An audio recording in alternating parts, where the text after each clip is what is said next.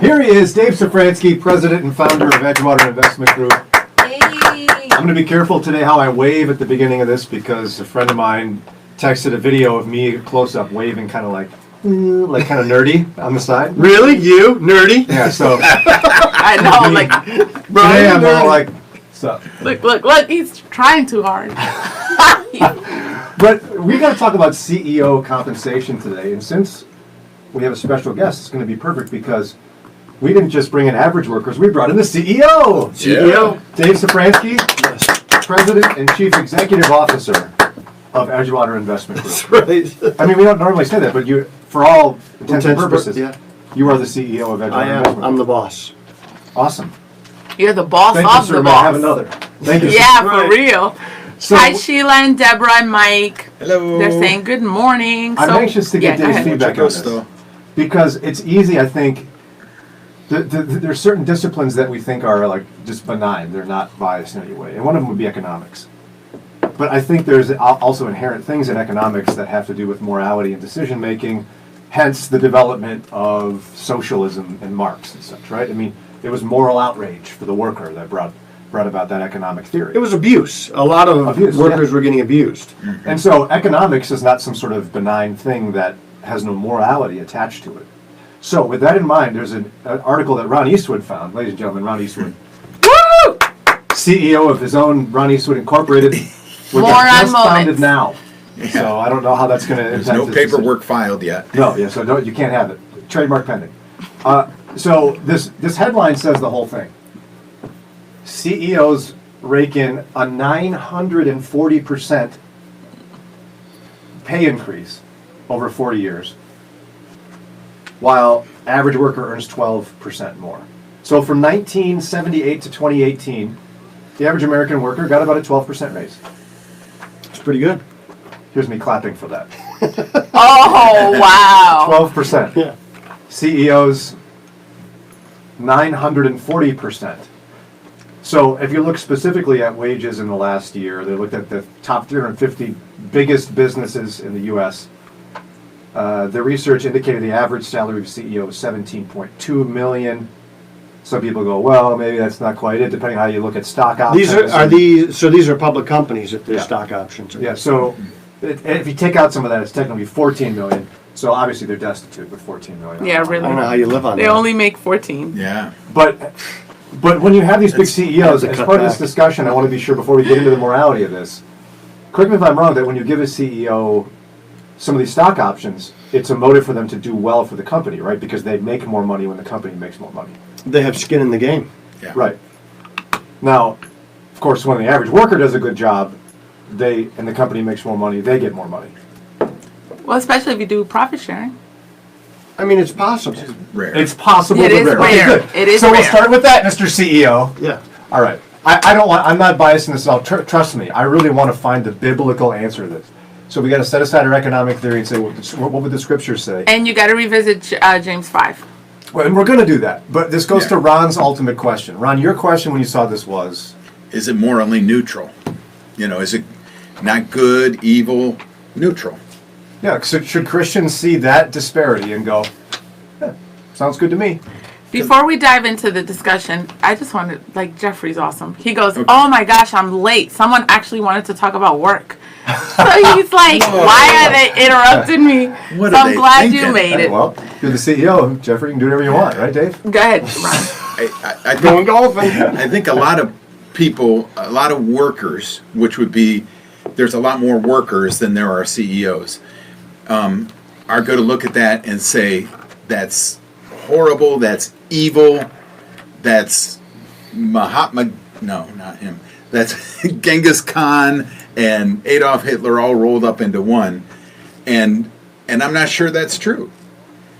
But on the other hand, I think, could I take that kind of income and not feel kind of guilty about it when I look at the people working for me for the pittance that they're making?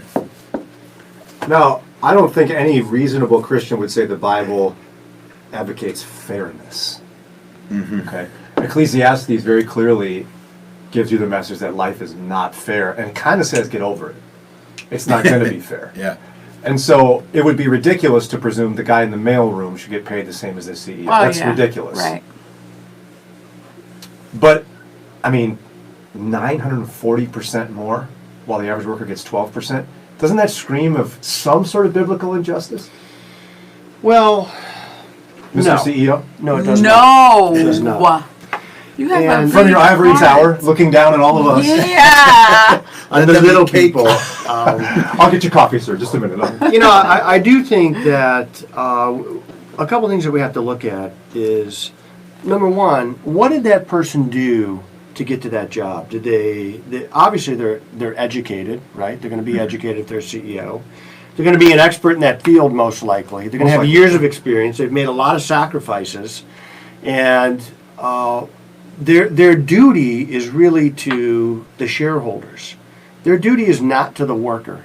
Now, a happy worker is going to make a better product, and it's Right. probably in your best interest, if you want to please the shareholders, to have a workforce that enjoys coming to work in some way. I mean, not all work is fun, and they want to do a good job. So I think it pays in the long run to reward your workers more if you want to keep them, especially in a job market like this where the job market is tight.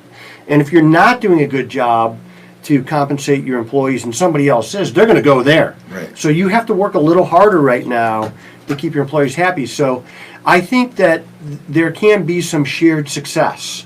But see, this is the problem with unfiltered capitalism, right? Is that there's no motive for that. What motive does the CEO have to share the wealth? But we don't live in unfiltered capitalism. No, I We understand have that. I understand bumpers that. on capitalism. But because what I'm trying to say is, I can honestly say as an average worker that I have to look in the mirror and say that when I look at somebody making 14 million, there's part of me that's jealous, and that's sinful. Yeah. The scriptures clearly indicate I should not be jealous. But at the same time, like, greed is a sinful thing. We shouldn't be greedy, and it looks greedy for the CEO to just keep raking in money, while he's got employees that are on public assistance.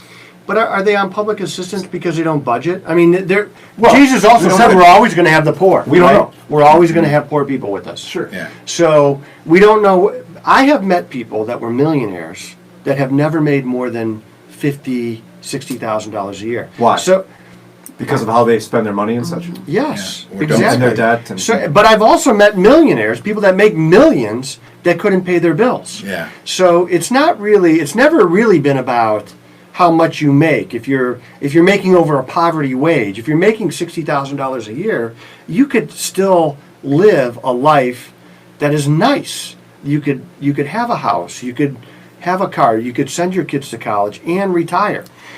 Well, I think that's okay. 60,000. A lot of people don't make 60,000. A lot of people are raising their kids on 20 or less or 25. You know, and there's if you spend your money better, but we know the cost of raising children, the cost of food is It's going easy up. for a millionaire to say That's that. what I'm saying. There are like there's daycare. Spend your People money have better. to go to work.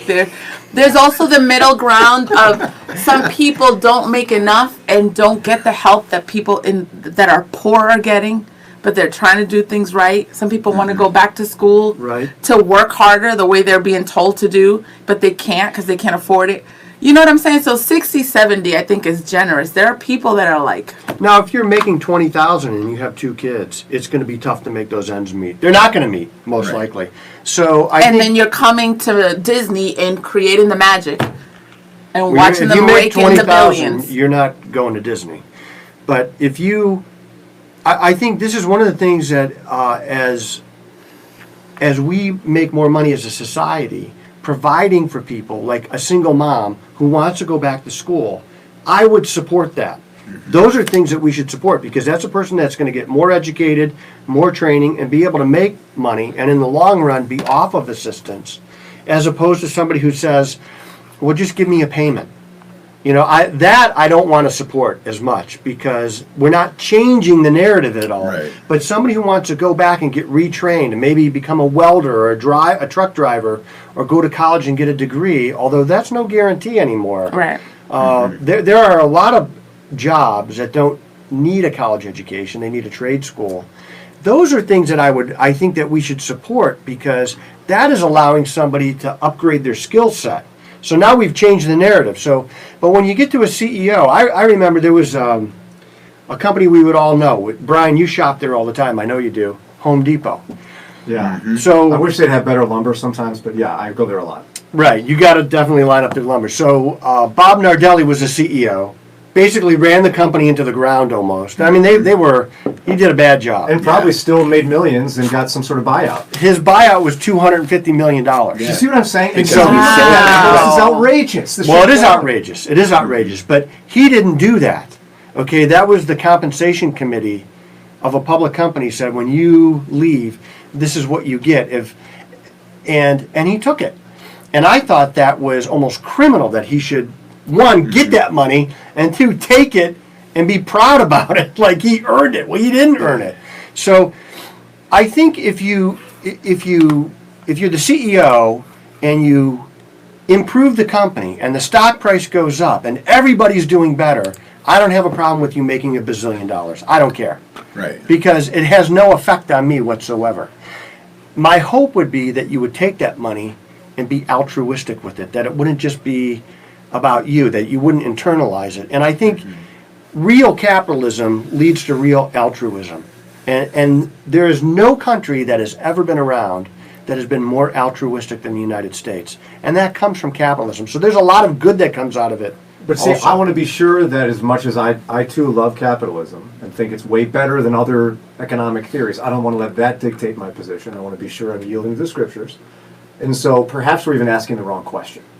Because I'm the first guy all the time that would say, we can't get mad at the world for not behaving like Christians.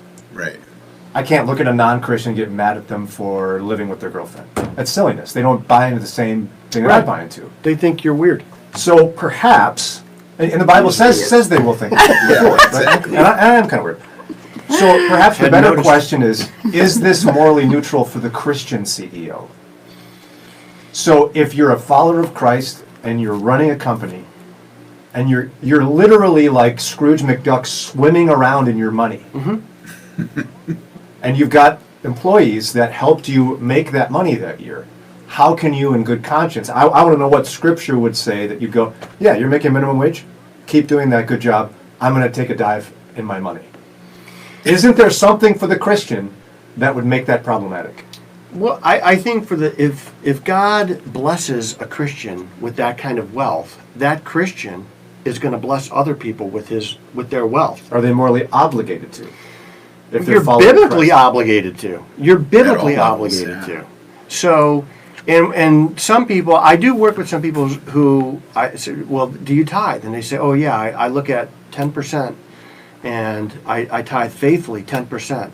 And I say, well, that's a great start. That's Especially a if you're a multi-millionaire. Right. That's probably the... Because now floor. we have, most people have a budget where they're living kind of to the edge of their budget, right? Their money is planned.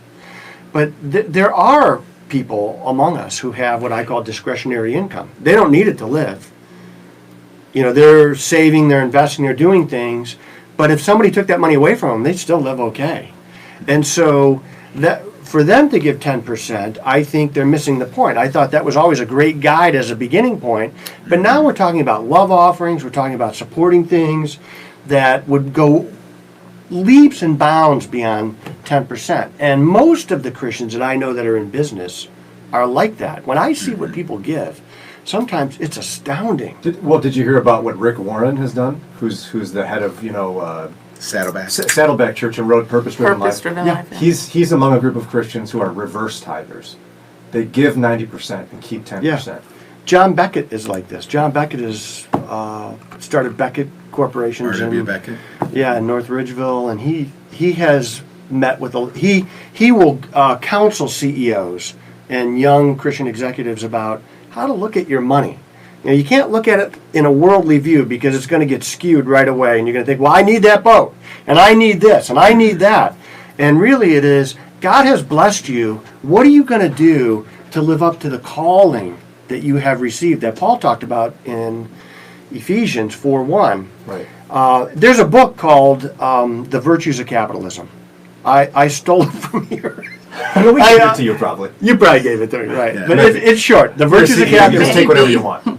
It's a short book, but it's a powerful book because it really does go into about, yeah, we're a wealthy nation. We are the wealthiest nation that has ever been on the earth.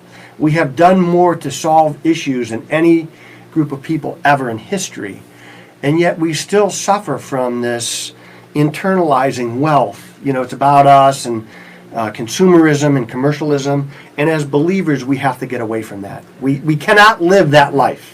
So then, correct me if I'm wrong, based on what you're saying, the Christian CEO ought to see an enormous income disparity between the average worker and the CEO and see problem there, because biblically we're supposed to be generous, overwhelmingly generous with our money. We're supposed to help the poor. I mean, the principles about being generous to those who need money. It's not wrong to have an income disparity. No, I understand it's not wrong, Okay. but it sounds to me like you're more sympathetic from the Christian CEO view, that they ought to be generous with their money, maybe even start doing some profit sharing.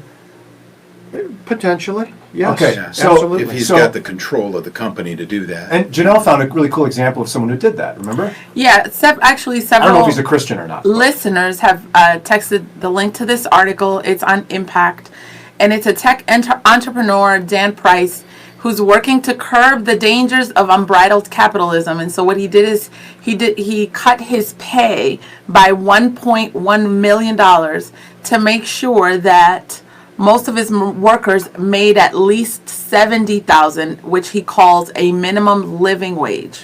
In wherever place he's living. Now, we could debate whether that's a living wage, but, so it is possible to do it, and it's his company, right? Yeah. You wouldn't He can disparage do him. whatever he wants. Nope. This Okay. is capitalism. We don't live in communism. See, in communism, if you did that, they would knock on his door and they'd say, "We need to talk to you And for a take- minute." yeah. And they'd take him to a re-education camp, and you probably never see him again. And they would take his money.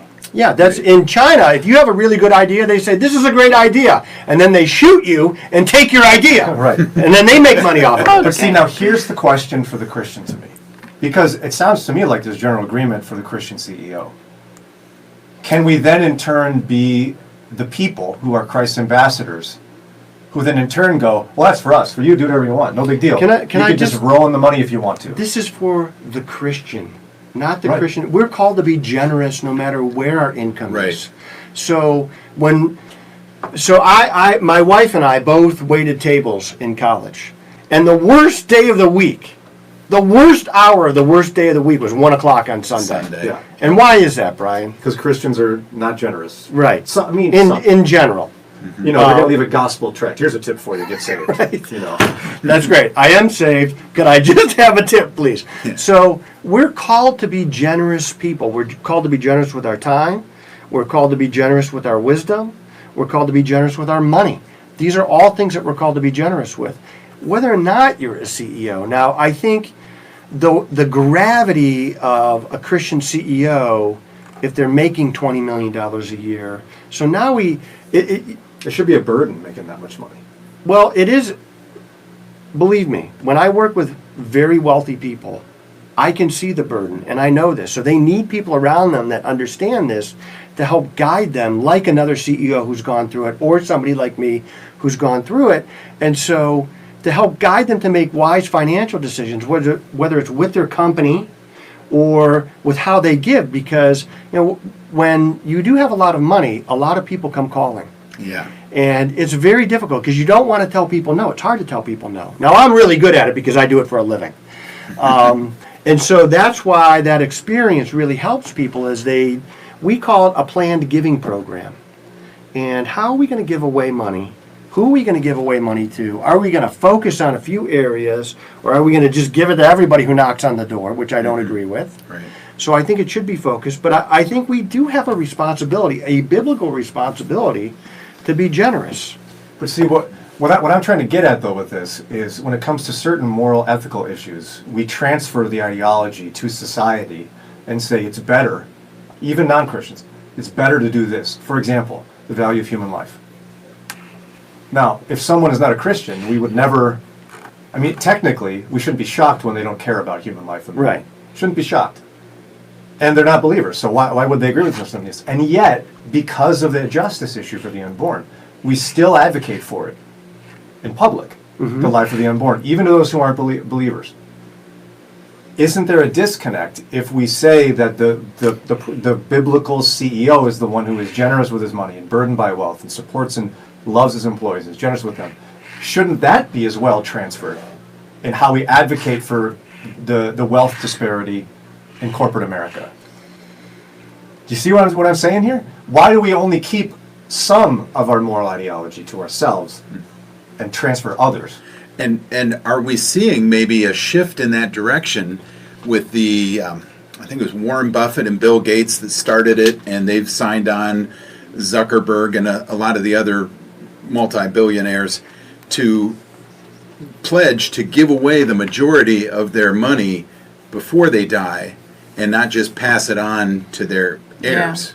Right. Yeah, it's been a big trend for those guys. It has been a big trend. Bill Gates is working hard to give away most of his money. Bill Gates is, along with Rotary International, is credited with almost wiping out polio worldwide because polio was making a comeback in the Middle East, and Rotary went to Bill Gates and they opened up their checkbook and they funded program after program after program. Now they're doing clean water projects all over the world because these basic needs that people don't have, clean water, a roof over your head. There's a psychological Maslow's hierarchy of needs that before you could get to the top of the triangle, which is altruism, you first have to eat. Right. Yeah. You have to have water. You have to have clothes on your back. So they're working really hard to do that, and it's a great thing. But they're not doing that from a Christian perspective, right? They're doing No, they're that not at all. No. to the best of my knowledge, anyway. They're not doing They it. just have so much money, they just don't know what to do with it, and they're trying to do good with it, which Right. which shows you that works don't get you to heaven. I mean, even unsaved people do nice things. It's not Yeah. about Right. that, it's about Christ. But I'd still like to know, though, what the CEO says about the idea of morality transference, where we do expect our morality to be transferred on certain issues. So then why, therefore, could a Christian go, well, if you're a Christian CEO, you really ought not to have this kind of pay disparity if you can help it. And if you have it, to be generous with it. But if you're not a Christian, go ahead, do whatever you want. Whatever, just like capitalism rule of the day, you can make $1 bajillion and your employees get paid $1 an hour. We're not going to get involved. Well, that doesn't happen. But you understand the dichotomy I'm trying to make. Yeah. That why don't we transfer that ethic and preach it to the non-Christian CEO? Well, we do. We are doing it right now. John Beckett has been doing it for 20 years. There are people who do this, but at some point you have to have a willing audience, right? Right. Yeah. So if you go to a CEO and you say, I'd like to talk to you about business or about expanding your company, they're all ears, right? And you say, and I'd like to talk to you about Jesus Christ. This thing just came up. Why is my secretary not walking in the room right now? So you have to have a willing audience, and not everybody. There are people among us who all they want to do is have more, and they Extreme. think. Like we were on vacation, and a boat pulls into this port where we were at, and it's like 200 feet long. It's got a helicopter on the back. It was Janelle and Len, wasn't it? It was. Hello. Len's cooking on the grill, you know. Janelle's homeschooling. That's hilarious. But they had a helicopter just in case they needed to get into town. I'm like, well, you know, that's probably $200 million. And does anybody really need that? No, we don't really need that. But there are people who want that. And there are people, no matter what you give them, it's not going to be enough. It's never going to be enough. There are Christians like that. It's never going to be enough. Which points to the void in our lives that can only be filled by Christ. Which is the very wealthy will even tell you their wealth is meaningless, their fame is meaningless. Yes. And that's what ultimately turns them to Christ. Yeah. No, I agree with you on that principle. So it's incumbent on us if we have entree to those people somehow. And those people are hard to get to. They don't just talk to anybody. Right. And so to instill in them what we have, and that's a love for Jesus, knowing that whether we have a lot or we have nothing, we're still going to heaven. In 2008, I was talking to my pastor, and I was kind of crying the blues, and everyth's going wrong. Typical day for you, yeah. Whining. Right, whining. And he said, well, look at it this way, Dave. At least you're still going to heaven. And I for once in my life, I wanted to punch my pastor. I'm like, I'm going to lay one right on Would you him. let me whine for just a minute? Yeah. But it's the truth. It doesn't matter what we have or don't have, or what you have and I don't have. And for most people, that jealousy factor, which is real, we all suffer It's from real. it. I suffer from it in this, yeah. That's sin on our part. It's not sin on the person's part who has the money. They haven't sinned. I agree. Having money is not a sin. Now, what we do with that money and what it does to our heart, that's a different issue. So if we have a lot of money and we're being very generous with it and giving it away for the right reasons, not because we want to do a good work, but because we want to bless people. And maybe we even do it secretly. But then shouldn't we advocate Yeah. that ideology as believers when we see stories like this? Well, and say, we should be advocating that ideology no matter what, whether you see that story or But not. what Christians will do is say, don't worry about it. CEOs can make whatever they want. Stop your complaining. I believe that. CEOs can make whatever they want. Okay. Stop your complaining. But I now was I want them to give the money away. Okay. And if I get in front of them, that's what I'm going to tell them. Part B is what I'm talking about, David Safransky, president and founder of Edgewater Investment Group. That's what I'm CEO. talking about. Sorry, CEO. Sorry, sir. But no, it's like, as Christians, we can't forget, in our passion for our favorite economic policy, we can't forget that we are first subject to the Word of God. Right. And so, therefore, we can't sound like we're advocating for anything but the gospel. And so, it's going to require us to speak about generosity. Brian, For I those want who you to don't- read The Virtues of Capitalism. No, I trust me. I love capitalism. I live in America, man. I'm not going to China anytime soon. Unless somebody wants me to go, I'd love to visit sometime. Never been. Just to throw that out there. Just trying to fix.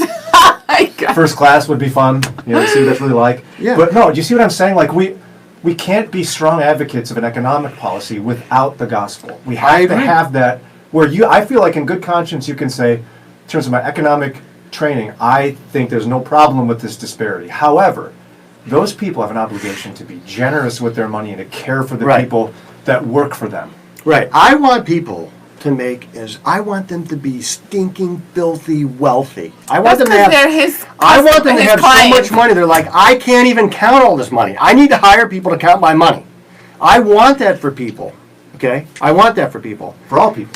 For all people. And then I want to take them and change the conversation to how are we going to get other people to where you're at? How are we going to get people who are less fortunate or, there are people who got a bad shake in life. They did. Whatever it was. Maybe their parents never taught them. They grew up in a poor area, didn't have the opportunities. We should be reaching out to those people. We should be doing that as Christians, as believers. We should walk the walk. Whether we have a lot of money, if we have a lot of money, we should especially be doing it. And it takes time and effort and expertise to do that. So a lot of times you have to partner with people to do that. Don't reinvent the wheel every time. Right. But even if you don't have a lot of money, we should still be doing that. But I want people to gain. I want people to get that for the right reasons. Not just so that you can enrich yourself, but so that you can enrich others. And I would advocate for the idea that I love how you said that. But if a Christian ever just says, without the second part, the first part of big deal, they can make as much as they want, we sound callous. I don't think it's callous. I'm saying that you sound biblical when you say both. Yes. Because a person who loves Jesus is going to say, I shouldn't have any problem with how much this person makes. Being rich is complicated. Jesus talks about that. It's a burden in some sorts. But you've got to be generous at the same time. You can't separate those two when you talk Yeah, about right. as a Christian. It's and probably the sometimes wrong we time separate to them. tell my employees they're getting a pay cut, but they're not. This is great stuff. A lot of people weighed in, and we got very selfish and didn't talk to you much today. Yeah, there were Sorry. some good points. We'll go back You look great today. Yes, we'll go back and read them and respond, and then you guys interact with each other. And tomorrow's follow-up Friday. Yeah. And okay, hold up though, Anthony. Used to love the morning show, but have no clue why things have to be politically motivated. Well, we do live in a political world, but you guys don't let me talk about politics. I've tried many times. Yes. No, And but Brian shuts me down. this is actually motivated by looking at how Christians ought to approach everyday events and money and finances and income and wealth and how we should view it in society and culture. If that happens to cross political lines, so be it. Yeah. It went even back before there was an America. I mean, it goes all the way You know, back to it used to be the history. church that solved the issues of the poor and people who were hungry. It was the church. That's and right. the church allowed the government to take it over. And it's never been done well since that time. Yeah. And I think when the church cares for people, we just care for people. We don't say, well, you're going to vote for me, you're going to do this, you're going to do that. We feed people. We house people. We clothe people. We give people drinking water. We do things like that.